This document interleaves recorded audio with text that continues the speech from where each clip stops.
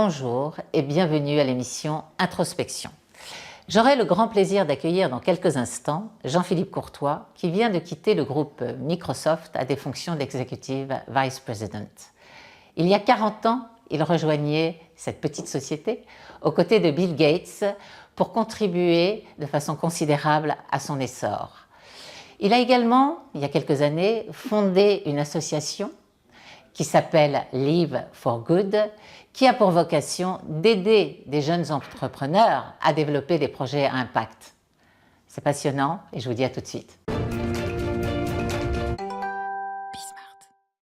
Jean-Philippe Courtois, bonjour. Bonjour. Je suis très heureuse de vous accueillir aujourd'hui dans l'émission Introspection. Donc, vous venez de quitter Microsoft. Oui. Vous avez fait une longue carrière de 40 ans pour arriver au sommet, donc exécutif vice-président. Vous êtes à la tête d'une association dont on va parler, Live for Good. Qu'est-ce qui s'est passé dans votre vie? Vous êtes arrivé d'Algérie, si j'ai bien compris, oui, je suis en Algérie, avec un papa médecin. Oui. Et là, une vie incroyable, faite de hauts et de bas, mais avec des succès significatifs, des rencontres improbables. Oui. Comment tout ça s'est mis en place? Ça peut être très long, donc on va essayer de le faire de manière synthétique. concentrée. Je dirais qu'il y a, comme toujours, il y a des rencontres extraordinaires, il y a des moments, il y a des lieux. Alors, il y a des lieux pour moi qui sont passés quand même dans le sud, on a bien compris. Je suis né en Algérie, c'est la dernière génération de ce qu'on appelle les pieds noirs. Bien sûr. Voilà, les parents de 3 générations qui étaient en Algérie, donc depuis 1860. Donc ils arrivent les mains dans les poches en France. Et donc, exactement, mon papa, docteur de profession, est arrivé littéralement sans rien, comme on dit, puisqu'il avait son cabinet médical en Algérie. Et malheureusement, pour ceux qui connaissent un peu l'histoire, tout s'est déclenché après très rapidement. Et il y a eu cet exode de retour massif de tous ces Français dits rapatriés, c'était le terme utilisé. Et donc, après avoir essayé de comprendre où atterrir, mon papa a choisi, avec ma mère aussi, bien sûr, Nice, parce que déjà, il y avait la mer. Ça, Et le soleil. Et le soleil, le sud. Et puis, je l'ai vu surtout tout petit, et ça, c'est quelque chose qui est resté en moi, lutter littéralement pour exercer son métier. Parce qu'en fait, nous n'étions pas bienvenus, nous étions des émigrés. Français, mais des émigrés. Et donc les Français du territoire, voilà, il y a tout un contexte politique de l'époque, etc., je ne vais pas revenir dessus, mais qui fait que littéralement, il s'est battu physiquement pour pouvoir ouvrir son cabinet médical contre l'avis de l'ordre des médecins locaux. Il a réussi, et il a pu comme ça s'occuper de ses 3 enfants, de sa maman, très âgée, qui était... Donc vous avez quand même été imprégné dès votre plus petite enfance par cette force paternelle et maternelle. Force paternelle, force maternelle qui est, maman a une sérénité incroyable et un dévouement pour s'occuper de la famille. Alors les valeurs familiales sont ancrées en moi depuis ces premiers jours. Et d'une certaine manière, d'un sens de la communauté. Parce qu'il y avait une communauté, évidemment, de ces pieds noirs, de Nice, d'autres villes, qui se retrouvaient entre eux pour s'entraider. Parce que les début, c'était très compliqué.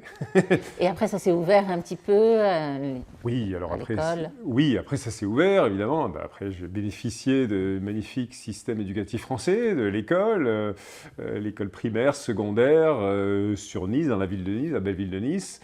J'ai ensuite, donc je fais une accélération dans toute l'histoire, j'ai ensuite rejoint en fait l'école de commerce qui s'appelait le CERAM à Sophia Antipolis, qui faisait partie de l'ensemble de ces écoles supérieures de commerce qu'on avait en France sous la tutelle des chambres de commerce et qui est devenue Schema aujourd'hui. D'ailleurs, en raccourci, je suis devenu président du conseil d'administration de Schema il y a quelques années. Parce que j'ai tendance à être fidèle à des organisations, des personnes que je connais depuis des années. J'ai toujours aimé rester proche et aider mon école dans la mesure où je pouvais l'aider dans son développement. Et vous saviez que vous étiez attiré comme ça par l'informatique ou c'est le hasard complet? Non, alors, hasard ou pas, j'étais très curieux et pendant ma 2e année en fait au CERAM, à Schema, à Sophia Antipolis, j'ai découvert l'Apple II. L'Apple II, il y a plein d'auditeurs qui peut-être ne sont même pas nés, c'était l'ancêtre du micro-ordinateur qui est sorti avant le fameux IBM PC. Et sur l'Apple II, j'ai découvert la puissance de logiciels. Les premiers, c'était le contrôle de gestion avec VisiCalc, c'était le premier tableur qui existait, avant même qu'il y ait Excel, Microsoft plus tard, beaucoup plus tard. Et j'ai pu travailler dans une société niçoise, une start-up qui s'appelait Memsoft. Déjà une start-up. Oui, c'est une start-up. Et j'ai commencé à travailler littéralement à mi-temps pendant les études années 2, 3 et 4, après mes études aussi, avec un copain de promo, qui restait un ami très très proche, à codé et développé un logiciel de comptabilité pour des PME, PMI. Et donc, ce qui était formidable, on ne s'en rend pas compte aujourd'hui parce qu'on a accès à tout sur son téléphone, sur son laptop. À l'époque, la compta des boîtes, des PME et grandes boîtes, c'était des tonnes de listings de papier. C'est ça. C'était fait par d'un travail, comme on dit, à façon, par des sociétés de services qui vous facturaient des montants énormes. Et on commençait à démocratiser pour la première fois la création de votre comptabilité pour votre PME. Donc là, vous étiez presque entrepreneur, parce que oui, on était un vous peu étiez accompagné une petite structure. Totalement. En fait, d'ailleurs, on avait un contrat d'indépendant. On était payé sur royalties. J'ai appris à mes dépens après que j'avais été un peu naïf sur le contrat de royalties à l'époque, ça ne me nourrissait pas trop, mais c'est pas grave. Mais on a appris énormément. On était deux, on était un duo un petit peu entre le produit qu'il développait. Mon ami était un développeur, moi je faisais un peu de basique, mais lui était vraiment un développeur dans l'âme. Et moi, la partie vente, marketing, c'est votre point où fort. on a lancé ce produit en France, dans d'autres pays. Je me rappelle du package, je l'ai toujours d'ailleurs, une boîte que j'ai gardée dans mes archives, le même soft comptabilité, où il y a un très beau palmier rouge, parce qu'on était littéralement la rue Meyerbeer, pour ceux qui connaissent Nice, c'est sur la promenade des Anglais. Et donc, dans des journées qui finissaient à minuit, 2 heures, on essayait d'aller faire une demi-heure à la plage quand même, au soleil. Et il y avait ce palmier qui était sur le package. Voilà. Ah, d'accord. Et vous sentiez une âme d'entrepreneur à l'époque, ou c'était juste une expérience et vous disiez je serais salarié d'un groupe? Non, sincèrement, la notion d'entrepreneuriat à l'époque, il faut se replacer en 1983. C'était pas quelque chose d'abord du tout de discuté, de connu, j'allais dire, de populaire maintenant, qui est devenu quelque chose d'assez incroyable dans le pays, j'en suis réjoui. Mais en fait, j'avais plongé dans la vie d'une entreprise avec un statut un peu à part. Mais à l'époque, je me disais, oui, je vais peut-être continuer dans le monde d'une entreprise. Je n'avais pas nécessairement percuté avec le dire, pourquoi pas être moi-même un entrepreneur finalement. Donc, et c'est là où Microsoft arrive dans votre vie, parce que vous avez passé 40 ans. Oui, c'est là où Microsoft arrive, c'est-à-dire qu'un jour, un de vos homologues, une chasseuse de tête à l'époque, qui a chassé d'ailleurs pendant au moins 10-15 ans, je lui rends hommage, Joëlle Dujour, qui est une grande dame de la chasse dans la tech de l'époque et qui m'a recruté pour Microsoft. Alors qu'en fait, au départ, on voulait me faire vendre des produits hardware pour Thomson. J'ai dit, le hardware, j'y crois pas. Ils m'ont dit, on a cette petite boîte de soft qui démarque en France depuis un peu moins d'un an, qui s'appelle Microsoft, qui est à la zone de Courtabœuf aux Ulysses. Alors moi qui montais de Nice, comme on dit en train, c'était la zone de Courtabœuf, il a fallu que je trouve déjà. Et j'ai trouvé surtout des personnes, des leaders incroyables. On va en parler. Donc on va faire une petite pause et on va rentrer dans le poumon de Microsoft et votre ascension extraordinaire. À tout de suite. Tout de suite. Donc Jean-Philippe, vous avez été, vous resterez dans la mémoire de tous un très grand dirigeant. Pourquoi, à mon sens? Parce que vous portez en vous des valeurs. L'impact est une chose essentielle. Vous avez senti l'influence que vous pourriez avoir sur ceux que vous avez dirigés, sur ceux qui vous écoutaient. Donc d'abord ce sens qui fait partie de vous, d'où vous vient-il? Alors d'abord, avant que l'impact, je dirais, soit né en moi, soit développé en moi ces 10 dernières années, ces décennies, je commencerai par la responsabilisation, la responsabilité. En fait, pour moi... Du dirigeant. Ah oui. Et en tant que personne, en tant que citoyen. Et là, pour faire un petit peu une connexion avec mon père et les valeurs familiales, papa avait un sens de responsabilité extrêmement élevé et de l'engagement qu'il donnait dans sa vie, pour sa famille d'abord, pour sa communauté aussi. Et donc pour moi, le fait d'avoir un job, quel qu'il soit, et en démarrant, j'ai démarré ingénieur technico-commercial chez Microsoft, donc sur le terrain, parce que j'adore ça, il y avait vraiment un sens de responsabilité très fort, de dire il faut mériter le rôle que j'ai, le job que j'ai pu avoir. Et ça veut dire qu'il faut ensuite, quand on devient manager, devenir le plus possible, personne n'est parfait, exemplaire, ou en tout cas, quand on demande des choses à des personnes, il faut montrer qu'on est soi-même déjà prêt à faire ces choses-là et prêt à montrer l'exemple en permanence. Donc responsabilité a précédé l'impact, et l'impact, je l'ai découvert aussi dans des rôles très différents que j'ai eus. Entre le premier rôle notamment de leader vraiment déjà un bon niveau, qui était être le président de la France, ça me rend des années 90, donc c'est quelque temps, et où j'ai souhaité en fait intégrer au développement, à la croissance de Microsoft France, parce qu'évidemment j'ai été évalué aussi dans l'entreprise par la croissance, la part de marché de nos produits et tout ce qu'on peut imaginer comme indicateur économique. où on avait lancé une initiative qui s'appelait Génération Micro, où j'avais embarqué 500 collaborateurs, nos 500 salariés de l'époque, pour devenir des mentors de jeunes, on l'appelait pas ça les quartiers à l'époque, mais c'était les quartiers déjà, qui avaient des difficultés tout simplement à trouver un emploi. Et en leur ouvrant les clés de l'accès à la micro-informatique, à l'époque, tout simplement un traitement de texte pour faire son CV, pour préparer un entretien et pour ouvrir les réseaux. Et je m'étais rendu compte de l'impact que ça pouvait avoir, d'abord auprès de ces jeunes, qui étaient, et puis des parties prenantes. À l'époque, il y avait M. Bérou, je suis allé voir, je me rappelle très bien, dans sa collectivité dans le sud-ouest régional, et de très belles initiatives que ça avait générées, en résultant de cela, autour de l'entreprise, et la fierté des collaborateurs de participer à ça pendant toute une année, en fait. C'est contagieux. C'est contagieux, ça la peut être bienveillance. une très bonne contagion dans la mesure où on aligne vraiment les valeurs des personnes, de chacun, chacune, et on ne les oblige pas, mais en fait, ils sentent qu'il y a quelque chose qui va leur donner un sentiment d'appartenance encore plus fort. Et pour moi, l'impact, c'est aussi une connexion très forte avec une appartenance entre soi, qui on est, ce qu'on souhaite être, ce qu'on aspire à être, et la plateforme qui est une entreprise. Et j'ai eu cette chance exceptionnelle dans une boîte comme Microsoft, d'avoir une plateforme dans laquelle j'ai pu réaliser mon potentiel et lui donner des dimensions que je n'avais même pas imaginées au début de ma carrière. Oui, après il y a le job qu'on a et ce qu'on a fait. Vous en avez fait quelque chose d'extraordinaire. Donc vous avez dit dans un podcast que pour être un bon manager, il faut déjà avoir une bonne estime de soi et avoir fait un travail sur soi. Est-ce qu'on peut parler un petit peu de ça? C'est quoi un travail sur soi et c'est quoi l'estime de soi? Oui, je pense que ça commence réellement par la connaissance de soi. Et c'est probablement une des choses les plus compliquées, quel que soit son âge d'ailleurs. Hein, c'est pas une question de dire... C'est comment on prend le temps, on a le courage aussi de se regarder dans le miroir et de donner le miroir à d'autres personnes. Hein, parce que c'est pas juste tout seul, on fait pas ça tout seul.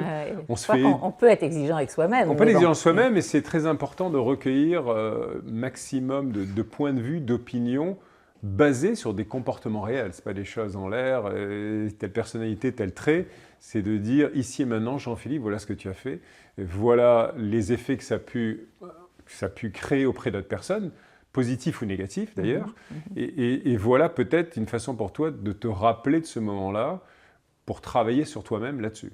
Et ça peut être des domaines extrêmement différents. Donc je dis pas que j'ai commencé à faire ça très jeune. Très sincèrement, je m'en suis rendu compte en essayant de devenir, à l'époque je ne disais pas le terme de coach, ça a été beaucoup plus tard.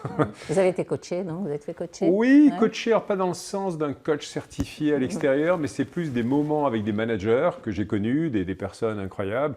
Et ce n'est pas simplement les plus grands leaders, des Steve Ballmer, des Bill Gates, des Satya Nadella, mais des fois des personnes qui peuvent être des alter ego, et ça n'a même aucun rapport hiérarchique d'ailleurs, ça peut être des personnes premier niveau de l'organisation qui inspirent et puis qui par leur courage, leur sincérité, leur authenticité vous disent des choses. Mais j'ai toujours aimé parce que plus on a un rôle qui est élevé dans la hiérarchie, plus en fait on est caché de la réalité. C'est-à-dire qu'il y a des filtres qui sont mis autour de soi et si on n'en est pas conscient, on a une fausse représentation de soi.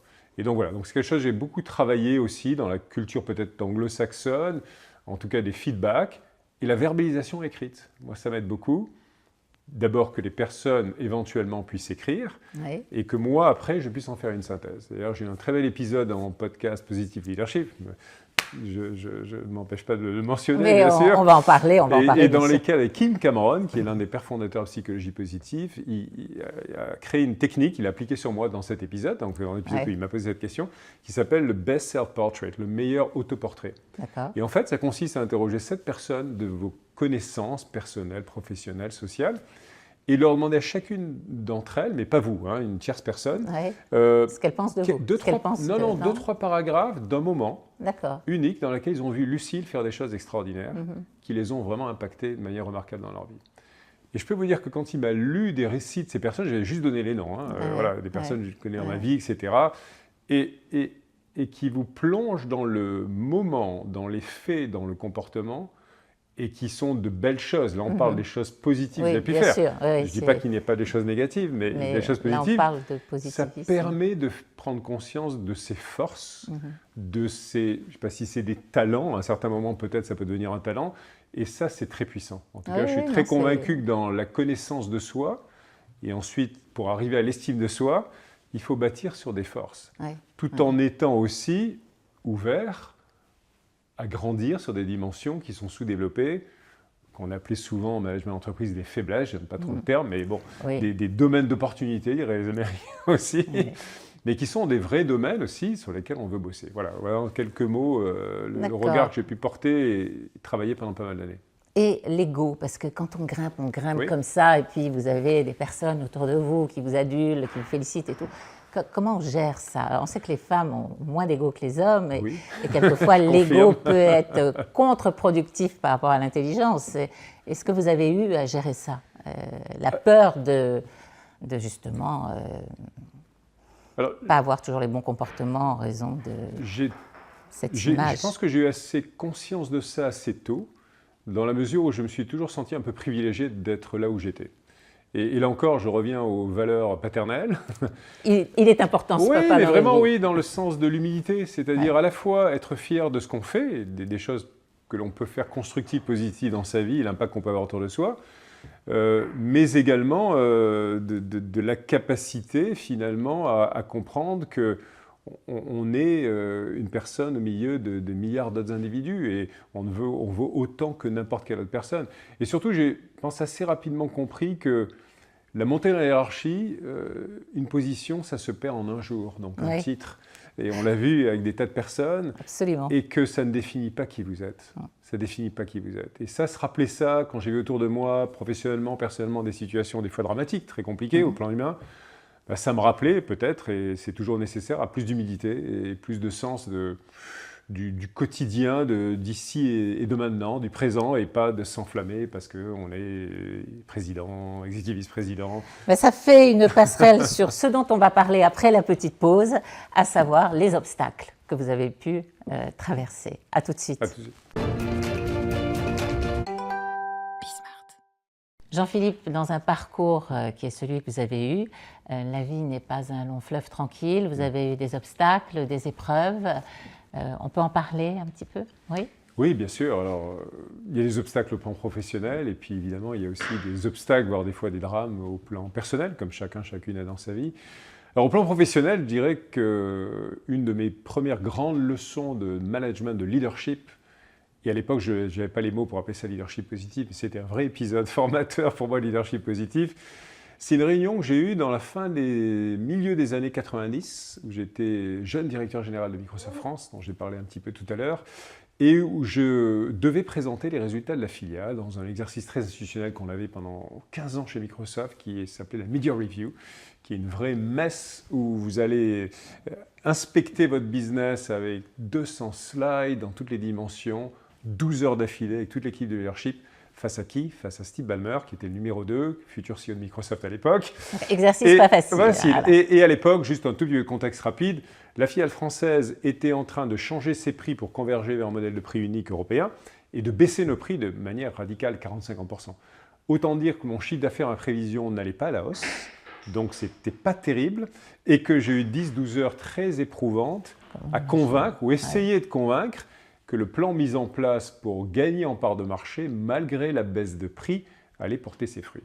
Et sincèrement, vu l'intensité des questions, des échanges avec Steve Ballmer et puis d'autres personnes, parce qu'il n'était pas tout seul, j'ai cru, s'il devait être 21h, que ma carrière s'arrêtait là. Elle s'arrêtait là, et que ce rêve que j'avais vécu déjà depuis quelques années chez Microsoft allait s'arrêter là. Et là, ça a été un des moments forts vraiment de ma carrière de l'époque, jeune, et qui m'a poursuivi positivement, c'est quand Steve Ballmer a conclu en disant en fait, Jean-Philippe a s'adressé à moi et à toute l'équipe de leadership française, d'abord je ne suis pas content des résultats. Et il avait raison, les résultats n'étaient pas à la hauteur des objectifs qui étaient espérés, mais j'ai confiance en toi. J'ai confiance en toi, j'ai confiance en ta ténacité, j'ai confiance également à ta capacité à regrouper un petit peu toutes les troupes françaises. Et là, ça vous a donné envie de vous dépasser. Et aller bâtir quelque chose de très fort. Et je te donne rendez-vous dans 6 mois, bien sûr, pour montrer que tu es à la hauteur. Mais cette conclusion m'a donné une telle pêche, un tel optimisme par cette confiance qu'il a instillée en moi.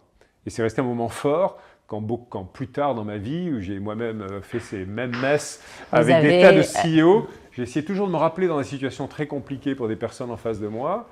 J'ai des hommes, des femmes qui sont en train de vivre des drames professionnels et des fois des choses personnelles aussi d'ailleurs qui se mêlent à ça. et qu'il faut toujours faire la part des choses, des faits, des personnes, et la capacité d'instiller la confiance dans les acteurs pour qu'ils donnent le meilleur d'eux-mêmes. Bien sûr. Et donc cette énergie qui vous habite, parce que vous avez voyagé à travers le monde, vous descendez d'un avion pour assister à des réunions et animer des réunions qui durent plusieurs heures, d'où elle vous vient, cette force? C'est quoi? C'est la passion du métier? C'est réellement la passion et l'envie d'apprendre. Je pense qu'il y a deux. Ça suffit pour tenir le coup physiquement? Il faut avoir physiquement je dirais une bonne nature, comme on dit, l'entretenir. Donc j'ai essayé aussi régulièrement tout au long de ma vie de m'entretenir physiquement, une hygiène de vie qui soit forte. Mais je crois énormément dans la passion. Et le fameux growth mindset, c'est le terme qui a été donné ensuite par Carol Dweck, de cet esprit apprenant. On peut apprendre de toute personne, de toute chose, de toute activité à tout moment de sa vie. C'est clair. La question est de dire comment on prépare son esprit à être ouvert pour accueillir cet apprentissage. Alors parlons de Live for Good. Comment c'est arrivé dans votre vie, ça? Alors Live for Good, là, a surgi fin 2015 et a été construit autour d'une tragédie dans ma vie familiale, la perte de mon fils Gabriel. Gabriel avait 22 ans. Et Gabriel nous a légué à mon épouse, à mes 2 filles, donc Pascal, Aurore, Romane, quelque chose de très fort qui était des valeurs qu'il avait, d'aller aider les autres personnes qui étaient moins privilégiées que lui. Et il avait ce sens aigu de dire, et c'est une citation qu'il m'avait envoyée par message, en anglais, parce qu'on avait vécu quelques années aux États-Unis, il préférait presque parler en anglais qu'en français, il parlait très bien évidemment les 2 langues, qu'il avait ce désir vital d'aider positivement la vie des autres. Et il avait créé un site web qui s'appelait Live for Good, suite à un voyage en Malaisie où il avait aidé une ONG américaine connue qui s'appelle Habitat for Humanity à construire des maisons en mortier pour des gens qui n'ont pas de maison.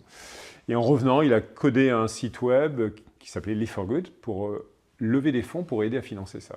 Et il a réussi à lever des fonds. Il a levé quelques petits fonds, c'est pas énorme, enfin il avait commencé à faire ça. Et donc, en fait, quand vous êtes une famille de 5, et je ne dis pas que c'est un doigt qui manque, c'est plus qu'un doigt, c'est une fonction qui disparaît, qui disparaît pas totalement. C'est justement c'est l'enjeu qu'on a essayé en tant que famille de bâtir et de se bâtir un horizon. Et cet horizon, il était à la fois de famille, il est aussi très personnel, parce que chacune, notamment les 3 femmes de ma famille, ma femme et mes 2 grandes filles, qui ont grandi depuis, chacune avait un vécu de cette tragédie évidemment très personnelle.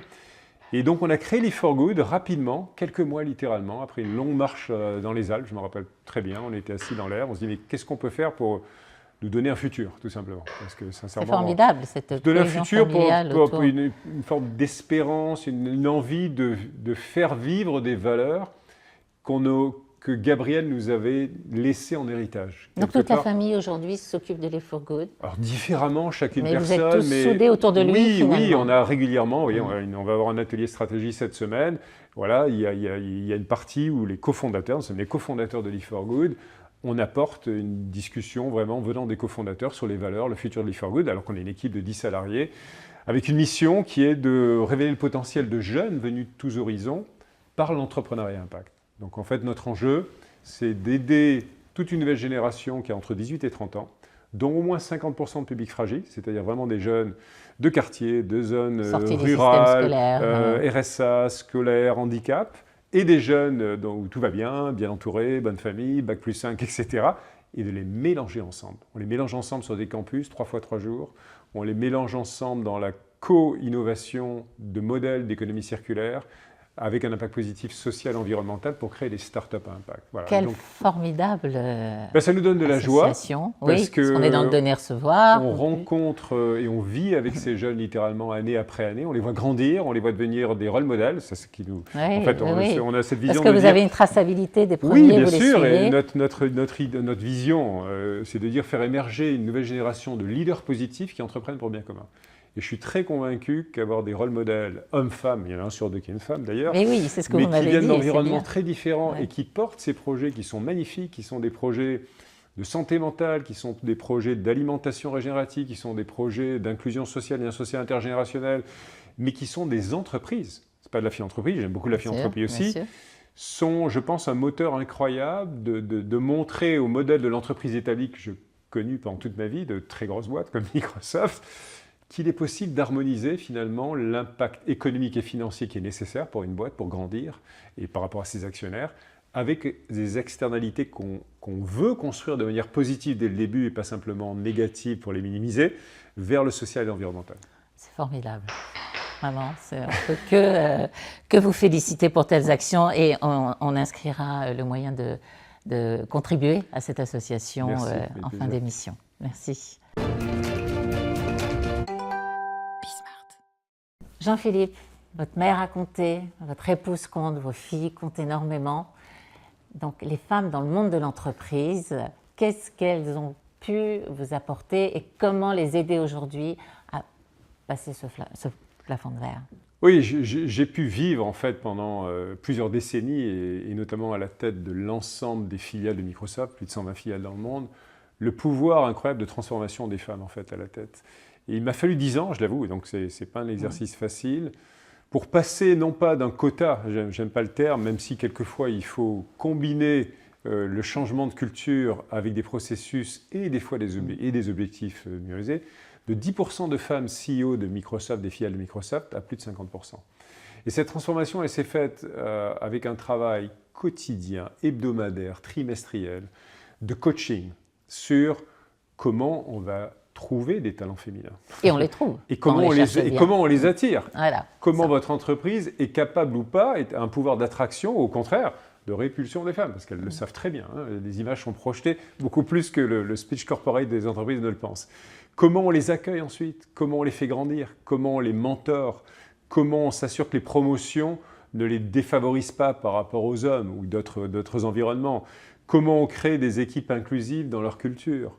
Comment ensuite on va avoir ce comportement vis-à-vis des clients? Les histoires aussi, mais on n'a pas le temps, de comportements inacceptables de clients où des leaders hommes ont pu prendre position face à des clients qui avaient un comportement inacceptable, misogyne et détestable vis-à-vis de femmes. Justement, puisqu'on arrive à la fin, malheureusement ça vient trop tôt de cet entretien, est-ce qu'on pourrait conclure sur des conseils que vous pourriez donner à ces hommes qui vont accueillir ou qui ont accueilli, et peut-être mal, pas si bien, ces femmes qui ne demandent qu'à être performantes à leur côté? Oui, je dirais quelques conseils. D'abord, c'est de comprendre que cette diversité de points de vue féminine et dans toutes ses autres formes aussi, hein, j'ouvre un petit peu la diversité de manière beaucoup plus large personnellement, crée une richesse de perspectives incroyable. Je l'ai vu au fur et à mesure de ma vie chez Microsoft au niveau global, avec plus de 120 filiales de cultures déjà internationales très différentes, de background, de croissance de personnes, de points de vue, de religions très différents. Je l'ai vu également dans les moments difficiles, où la capacité de femmes leaders, au contraire, à créer, j'allais dire, une empathie, une capacité à rebondir des équipes était beaucoup plus forte, et la capacité d'attirer des talents plus variés également. J'avoue que et ça, c'est le conseil que je donnerais à ces hommes, se dire, accueillez et créez un environnement favorable dans cette culture pour vous faire grandir vous-même, parce que vous allez grandir en résultat de cela, et être entouré par ce type de talent va faire que vous aidez en fait à aller plus loin dans votre mission, dans votre réalisation personnelle. Merci Jean-Philippe pour ce mot de la fin qui m'enthousiasme. Nous arrivons au terme de l'émission Introspection. J'aurai grand plaisir à vous retrouver prochainement avec une invitée inspirante et je vous remercie pour votre fidélité déjà apparente sur la télé Be Smart for Change.